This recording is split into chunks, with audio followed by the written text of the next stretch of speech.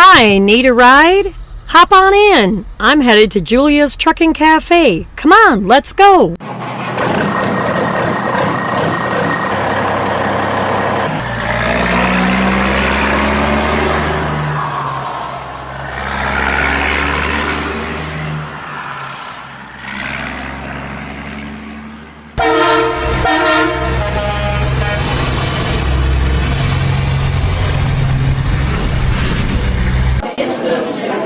Cool, we made it just in time. Come on, let's go get a seat.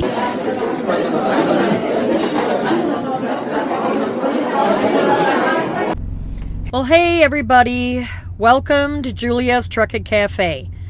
Everybody get a seat and something to drink? Great. Good deal. Now, just let's sit back and enjoy the show. I have lots of news to get to. As usual, let's get right to it. The U.S. government sues a trucking company for overcharging them. The U.S. Department of Justice filed a lawsuit against one of the nation's largest trucking companies for allegedly duping the Department of Defense out of millions of dollars for years. On December 14th, the U.S. government filed a suit in U.S. District Court in Buffalo, New York against YRC Freight, Roadways Express, and Yellow Transportation, all owned by YRC Worldwide, after officials say that they were systematically overcharged. The lawsuit alleges that YRC knowingly charged the U.S. government for transporting heavier weights than the loads that they were actually hauling. From a press release from the Department of Justice, the United States alleges that for more than 7 years, the defendants defrauded the Department of Defense by millions of dollars for shipments that were actually lighter and thus cheaper than the weights for which the defendants charged the government. The United States further alleges that the defendants knowingly made or used false statements concealing their overcharging practices to the Department of Defense, or DoD. The government accuses YRC of reweighing thousands of shipments for the DoD and then suppressing the results when the load actually weighed less than the estimate. The lawsuit also accuses YRC of lying to the government about being overcharged by failing to correct false invoices and failing to return the overpayments. U.S. Attorney James P. Kennedy Jr. calls YRC's actions fraudulent and illegal and says that this lawsuit should serve as a warning to any other company that would try to rip off the government. YRC denies, of course, all of the claims made in the lawsuit. These claims are totally without merit, said Jim Fry, YRCW General Counsel. Of course, he's an attorney. Of course he would say that. We have made every effort over nearly a decade to address the government's questions. We are confident that the evidence will demonstrate YRC Freight actually consistently with our contract and all applicable guidelines. We look forward to continuing to provide essential and valuable logistics services to the U.S. government and all of our customers. If I were the government, I would cancel that contract real quick. YRC also says that business with the U.S. Department of Defense currently represents less than 1% of YRC Freight's annual revenue. But YRC, the bad publicity that this is going to bring you, you can imagine that your freight revenue is going to drop tremendously. I can almost assure you. Federal government tests facial recognition technology to cut down on semi-truck traffic at the border, in other news. Authorities plan to expand the use of facial recognition technology at major U.S.-Canada border crossings as early as next year. Why don't they do that in Mexico?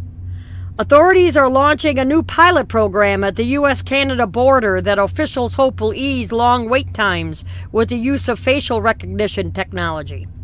The Peace Bridge Authority is teaming up with U.S. Customs and Border Protection to test facial recognition technology on commercial vehicle drivers at the Fort Erie border crossing, according to reporting from the Buffalo News. The program will use cameras and artificial intelligence technology to identify truck drivers crossing the border from Canada into the U.S. This technology will compare images of the truck driver's face captured at the border to those already stored in the federal database. Drivers without any issues could then more easily pass the border. Customs can now know in advance who is coming and if there are any issues with that driver. It would have a significant impact on the time spent at the primary booth in the U.S. That's why I don't go through Erie if I was going into Canada. Similar technology is also being tested at the Ambassador Bridge border crossing in Detroit. If the pilot program is successful, officials hope that it will dramatically cut down on traffic and wait times at the border crossing. By using technology on the Canadian side, we can assist U.S. Customs on the U.S. side to expedite the process. We could cut inspection time in half, Authority General Manager Ron Rhimes says. Up next, a semi missed a turn on an exit ramp, which leaves his rig dangling over the overpass. Authorities say that a truck driver tried to back up after failing to make a tight turn and then hit a light pole and partially drove off the road. A truck driver is expected to be okay after a crash that left his rig hanging off an overpass on a major Chicago expressway. This happened about 4 a.m. on Monday, December 17th. Authorities say that the truck driver was attempting to make a tight turn from the outbound Kennedy Expressway onto the Foster Avenue exit, but didn't make it. The truck driver then tried to back up, but accidentally hit a light pole, knocked down an electrical box, and partially drove off the road. The accident left the truck dangling off the overpass. Because there were live wires under the dangling truck, it took crews 4 hours to clear the crashed truck. And thankfully, there was no serious injuries that were reported. Both Chicago Police Department and the Illinois Department of Transportation responded to that crash. Truck drivers get a holiday treat during a surprise safety blitz inspection. Nearly 200 truck drivers were surprised, in a good way, to be pulled over by various law enforcement agencies in Virginia Beach, Virginia on Monday. Starting at 8 a.m. on Monday, December 17th, officers pulled over 180 truck drivers on eastbound I-264 at the Old Toll Plaza for a very unique type of safety enforcement detail. When drivers pulled over, officers informed them that they weren't going to be inspected.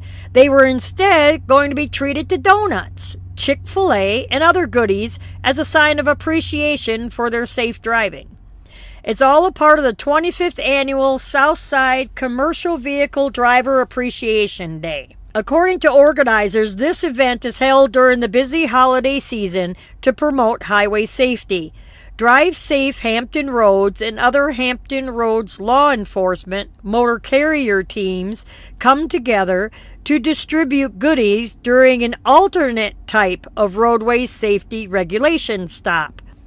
Drive Safe Hampton Roads, or DSHR, is a nonprofit regional coalition whose mission is to increase the community's involvement and awareness of traffic safety issues and reduce the number of crashes, injuries, and fatalities on our roadways. Suffolk police officer Forrest Godwin created the event 25 years ago. He said that they wanted to give the truck drivers a nice surprise to show how much they were appreciated. Yes, somebody else is thinking about the truck drivers in a positive way instead of a negative way. These guys have to deal with a lot of things, and it's difficult, and they've got to give it 110%, end quote. Agencies participating in the event include the Suffolk Police Department, the Virginia Department of Transportation, DOT, Virginia Beach Police Department, Motor Carrier Safety Unit, and FMCSA. At the bottom of this article that'll be in the show notes, you can see the video of the driver's reaction as they got their treats during this DOT inspection. In other news, police are looking for a car driver that caused a semi to jackknife before fleeing the scene. Officers are asking the public for help in finding the owner of a sedan that caused a tractor-trailer to jackknife and suffer significant damage. The incident happened on northbound Interstate 295 around 10 in the morning in Baltimore, Maryland on the 14th of October. Erica Wilson posted on Facebook the following description asking for the public's assistance. With consent from the owner, I'm sharing this post and ask the public to share too in hopes that the person that caused this accident will come forward, or if anyone knows anything, to report the information to the Maryland Transportation Authority. Approximately 10 a.m. morning on 295 northbound at the 895 exit in Baltimore, an individual driving a blue four-door, newer body style sedan began to pass this tractor trailer at a high rate of speed in an attempt to make the 895 exit. The car made contact with the bumper fender of the tractor, causing the tractor driver to make every effort to avoid running over the vehicle. The driver of the car stopped. He got out of the car, looked at the damage, then got back in the car and sped off and fled the scene. There is damage to the right side of the car. It's a sad world we live in that as a human being we lack the compassion to help our fellow man in time of need. Own up to your mistake and remember that the last thought of the truck driver was to do everything in his power to prevent seriously injuring you. Seriously injuring you? I would have fucking run his ass over. I'm sorry. I would have clipped him. He would have got hurt. The picture in this, it was a nice looking Peterbilt, straight pipes, 8-inch stacks. He was a bulk tank driver. Not sure which company it was for. He crashed into a sign and took out the guardrail, mowed down the guardrail, really caused damage to his truck, could have spent fuel all over everywhere. Oh, they blacked out the company. It's on the battery box. I'm sure it looks, well, I'm not sure on the company, I'm sorry. But she blacked out the picture on the battery box of the name of the company, so you won't say it here. And no, that's why I have a dash cam in my truck. You know, you're going to get out of your vehicle, and then you're going to drive off? Wait, you're not even going to look back? Come on, people. Whatever happened to common courtesy out here anymore that I've been screaming about for the last year? Common courtesy and public decency on these roads. Let's, clip us a little bit closer next time. Unfrickin' real. Anyway, this episode of Julia's Trucking Cafe is brought to you by Julia's Virtual Assistant Service. Have you ever thought about hiring a virtual assistant? Do you even know what a virtual assistant is? Well, may I suggest you contact Julia's Virtual Assistant Service to find out how they can help you and your business. It's coming toward tax time, owner-operators. If you have any receipts that you need put into a spreadsheet instead of more work for your accountant, contact Julia's Virtual Assistant Service to insert all of your fuel receipts and all of your repair receipts into a nice, easy, free-flowing spreadsheet for you. Do you have things that you hate doing? Are you an owner-operator and have receipts that you have to turn in? Well, hand them over to Julia's Virtual Assistant Service and concentrate on the things that you enjoy doing. They work on basic web design, social media marketing, bookkeeping to transcription. Julia's Virtual Assistant Service can help you and your business with the things that you hate doing. Any task that you have, hand it over to them. Contact Julia's Virtual Assistant Service today by going to their website at juliasvaservice.com. That's Julia's, V as in Victor, A as in Apple, service.com, juliasvaservice.com for all of your virtual assistant needs. In other news, an SUV driver ignores a lane in sign and tries to squeeze past a truck. Regretfully, it doesn't work. An SUV driver causes highway chaos when he ignores a lane in sign and tries to bully his way in front of a semi-truck that is in the next lane over to him. This video was shared on YouTube, and he says that the crash happened right in front of him on eastbound I-94 in Indiana on December 13th. Since it's been shared the next day on YouTube, it was viewed nearly 500,000 times. In the video, you could clearly see a sign indicating that the far left lane is coming to an end. We all know where that spot is if you ever traveled across I-94. Moments later, an SUV driver traveling in that far left lane seems to realize it just a bit too late. That lane is ending and finds himself with nowhere to go because of a semi-truck in the next lane over. The SUV driver soon loses control, swerving left and then back across all of the lanes of the interstate to T-bone a different semi-truck. The dash cam is able to stop his truck in time to avoid colliding with the SUV. And this video is posted in this article, which will be in the show notes. In other news, a hairstylist claims a truck driver left bags of human feces in the parking lot when she asked him to move. A Texas hairstylist says that her day went down the toilet, no pun intended, when she had to clean up multiple bags filled with human feces left by a truck driver who had illegally parked overnight in her lot. Way to go, dude. The incident, and I'm being facetious about that. I'm being very sarcastic about that. That was not cool. The incident happened on the morning of Wednesday, November 19th, the La Belle Salon and Boutique in Odessa, Texas. Worker Penny Roberts, of course she had to make the news, that when she arrived at work, she spotted an 18-wheeler illegally parked at her store's lot. Roberts says that she knew the driver, who works for an oil field services company. So it's not anybody over the road. It was an oil field guy. Now, that makes a difference. And that she believes that he slept in the private lot overnight. Roberts said that she asked the trucker to leave. He complied, but she said that he left something stinky behind. 4 plastic bags filled with human feces that he scattered across the parking lot. Roberts explained how she had made the disgusting discovery. She assumes, and I will put this in there, she assumes, these are my words, quote, he's mad at us because we asked him to leave the parking lot. So he's mad, so he took it out on us. So I walked over to pick up the bag to go throw it in the trash and realized what was in the bags. And you could tell it was just thrown, and the feces is everywhere. She says she'll call police immediately next time she sees a semi-truck illegally parked in the lot. And you can also see the video in the article below, in this article that'll be posted in the show notes. I'll tell you right now that I will leave a post on her salon Facebook page that not all truck drivers are like that. Truck drivers need haircuts too, and because you're going to run and call police right away because a truck driver parks in your lot, you can make sure that your business will be cut by a chunk.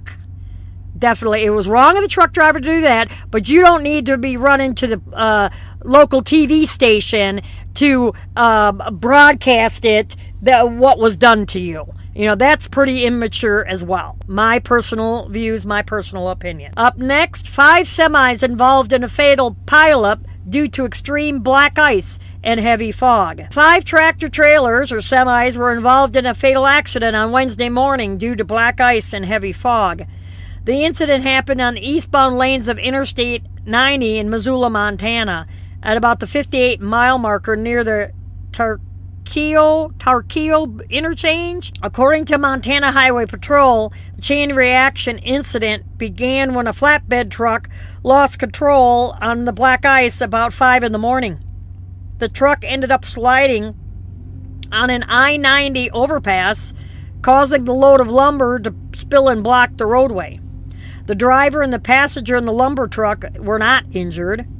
2 minutes later, a second semi-truck that was approaching the accident tried to avoid hitting the lumber truck and veered to the left, jumping the median and ending up in the westbound traffic. The driver of the second truck exited his vehicle and, fearing that he would get hit by the westbound traffic, jumped over the median, unaware of the 100-foot drop below. The driver, he died in the fall. Reading this, and I may apologize, this may be a repeat that I may have reported on this last week. If it is a repeat, I'm greatly sorry, but I want to go ahead and finish out the article. It just dawned on me. I've had a lot of personal things happen, which I'll explain in next week's episode. A third truck then drove into the first truck, causing the driver of the third truck to be ejected from his vehicle. He was flown to a local regional medical center with serious injuries. A fourth truck then slipped on the black ice, slid. How could he slip? A person slips. A truck, this is wrote in the article, you can read it for yourself. A truck doesn't slip, it slides on black ice and crashed into the wreckage, but the driver made it out without injury. Then a fifth truck slammed into the existing pileup. So first one slips instead of slides, and then the fifth one slams, causing its driver to pass away at the scene. Interstate 90 was closed in both directions between mile marker 50 and 60 due to the crash. All westbound lanes and one eastbound lane were reopened as of 5:15 p.m. During the response effort, a firefighter slipped on black ice and fell nearly 40 feet off the overpass. He was transported to a nearby hospital, and he is expected to recover, thank goodness. After the incident, Frenchtown Fire District spokesman Mel Holtz emphasized the need to slow down and exercise caution around the crash site. I can't emphasize this enough. Slow down, Holtz said. The Montana Highway Patrol hasn't yet released the name or identities of any of the drivers involved. It was east of Superior on Interstate 90, and there again, this was last week. In weather news, experts say a polar vortex could blast the U.S. in coming weeks. Weather watchers are warning that a polar vortex on the horizon could bring the worst winter weather in years in the coming weeks, making trucking difficult across the country. Researchers are reporting that a polar vortex is likely to hit Canada and the United States in late December or early January, which could cause extreme frigid temperatures in the coming weeks. Climate researchers says that confidence is growing in a significant polar vortex disruption in the coming weeks. This could be the single most important detriment of the weather this winter across the northern hemisphere. Forecasters say that the East Coast could be hit particularly hard by winter weather in the days and weeks to come. Hello, that happens every year! If the polar vortex disruption moves forward as expected, scientists say it could bring with it the coldest winter in years. And in weather news, a 120-mile-an-hour wind gust was recorded in Wyoming last week, Wednesday. The wind has been pretty constant through the state the past week, but some parts of Wyoming saw stronger gusts than the rest. According to the National Weather Service in Riverton, Lincoln County recorded a peak wind gust of 125 miles an hour at 2 a.m. on Wednesday morning, December 19th. The Mount Coffin Station, don't mind the name, is located on the summit of Peak with an elevation of 10,850, which is north of the summit of Mount Coffin in the Wyoming Range. Although not as intense as Mount Coffin, other parts of the state recorded some strong gusts as well. Chief Joseph Highway in Park County recorded a 76-mile-an-hour gust, and Muddy Gap in Fremont County recorded a 69-mile-an-hour gust. A semi-truck driver had a close call while tires explode while he's trying to put out the flames, in top story for this week. A Utah trooper is being praised for helping a trucker whose big rig caught fire, causing a violent tire explosions earlier this month. The incident took place on northbound I-15 in Weber County on the beginning of the month.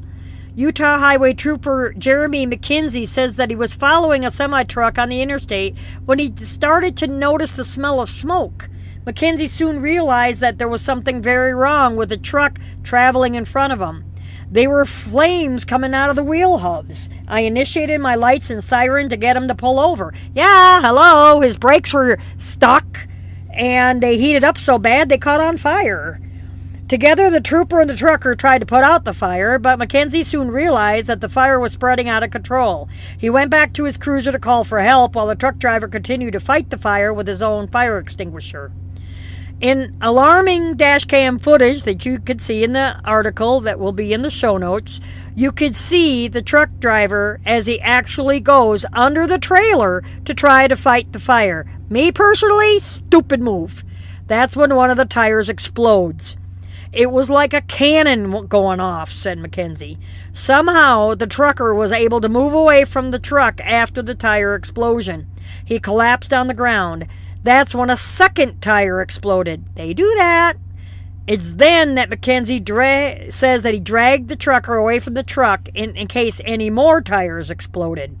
I honestly was not thinking about the tires blowing up, Mackenzie stated. And there again, the film clip will be below. In some more weather news, extreme wind gusts shut down a Florida bridge, causing backups on I-75. Florida transportation officials have been forced to shut down one of the state's major bridges after high winds created a dangerous driving situation.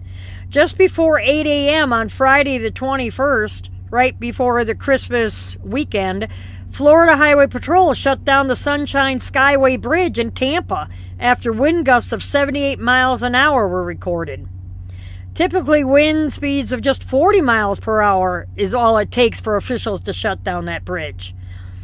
You can see the video below. You can see the strong winds violently shaking traffic cameras aimed at that bridge. And that's the reason why it was closed. I'm sure it opened back up for all of the Florida and Tampa shoppers afterwards. In other news, after making $3.7 million in truck tolls in the first 6 months, this state added 10 more toll locations. And where is it?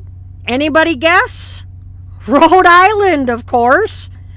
Rhode Island DOT says that they're gearing up to start building new toll gantries in 2019 as the next phase of the state's controversial truck-only tolling program. Thursday, December 20th. Now, this is a heck of a way to give us truck drivers Christmas presents, Rhode Island. Appreciate that. Rhode Island DOT announced that they received approval from the federal government to start new construction on 10 new toll gantries. There are already 2 truck tolling gantries functioning in the state of Rhode Island. The first new tolling location is expected to be up and running by May of 2019. All 10 tolling gantries are scheduled to be completed by May of 2020, so over the next year. They will be installed along I-95, I-195, I-295, U.S. Route 6, and Rhode Island Route 146. You can view the toll gantry locations, and there's a map at the bottom of this article. The new toll gantries are part of the controversial Roadworks program, which tolls only commercial vehicles in order to fund infrastructure repairs in the state. Their ATA, American Trucking Association, has filed lawsuit against Rhode Island for truck-only tolls, arguing that they are unconstitutional. Since the first 2 toll gantries opened for business along I-95 between Hopkinton and Exeter on June 11, 2019, Rhode Island has tolled 1,120,190 trucks to the tune of $3,706,836 in 6 months. Through many truck drivers have vowed to go out of their way to avoid the tolls. That's why I don't run to Rhode Island. Said there has been no diversion from the routes as a result of tolling at locations 1 and 2. We end up using it as a tax break. Now, in this segment, of the show, I'm going to go over a question that was posed in a group that I am affiliated with on social media. A question was posed by a newer female driver, and it doesn't have to necessarily be, it doesn't matter if it's male or female, about she had 6 months experience, and her company is pressuring her to train, to become a trainer. Now, this will more or less be an editorial, I guess you could call it, for the last few minutes of the show. But having 30 years experience out here in this industry, I personally believe that if you don't have at least 5 years experience, if not 10 years experience, you have no business training somebody. You have not experienced trucking. You have not been through a bunch of different, because I'm learning things all the time. You have not been through a quarter of the scenarios that are out there in order to be a trainer, let alone 6 months of being a trainer. You haven't even dealt with any kind of bad weather or anything. When you're 6 months out here, you haven't been through a winter yet. You haven't been through a hurricane. You haven't been through a tornado. You haven't been through, really bad weather driving, having to chain up or anything if you had to, in order to train a newbie how to do it. And besides the attitudes that are out here now, I refuse to train anymore. From time to time over the years, I wanted to train. I looked at training, really that kind of thing. But if I would train somebody, I would really have to know them. They would really have to be trustworthy. I would really have to trust them with my vehicle, let alone with my personal belongings, that they're not going to take off if I'm in the truck stop and they're fueling and they didn't see me get out of a truck. People don't think about this, and I walk inside, or they're in the bathroom and I walk inside and they don't look in the bunk to see if I'm back here, and they take off and I'm still in the truck stop. Usually you coordinate, taking a shower or doing laundry and those kind of things. But using the restroom, not necessarily. If they walked into the restaurant to go get them something to go or something like that, that's why you would always kind of coordinate, hey, I'm going to leave the curtains open if I'm not in the truck. Always turn around and look behind you to, make sure I'm here. If I forget to leave the curtain open, always open up the curtains. You really have to coordinate. And it's a big trust issue. It really is. Besides, getting to know somebody's driving habits, getting to trust them behind the wheel of the truck before you could even get any kind of sleep. So it would be it's a lot to train somebody out here. It really, really is. So I really deter from training out here. I could give advice all day long. That's why I got this radio show. But as far as getting behind the wheel, I try to help somebody back into a spot when I can. Try to offer tips and tricks, that kind of thing, to the younger generation out here, the newbies out here. A lot of the older drivers, they're not going to... I always walk up and say, hey, would you mind, do you need some help or something like that? A lot of times they don't, because, of course, they know it all. But I really would deter anybody training if you don't have at least 5 to 10 years experience. There again, that is just me personally. And if you have any comments about that, please feel free to comment in the comment section below this episode. Please feel free to leave a comment on underneath the post in Facebook or on Twitter. Please share the episode with fellow drivers. Please share our Facebook page or website or anything. Please look around the website if you're new. I greatly appreciate all my listeners who tune in every week to listen to the show. If you're a new, please check us out.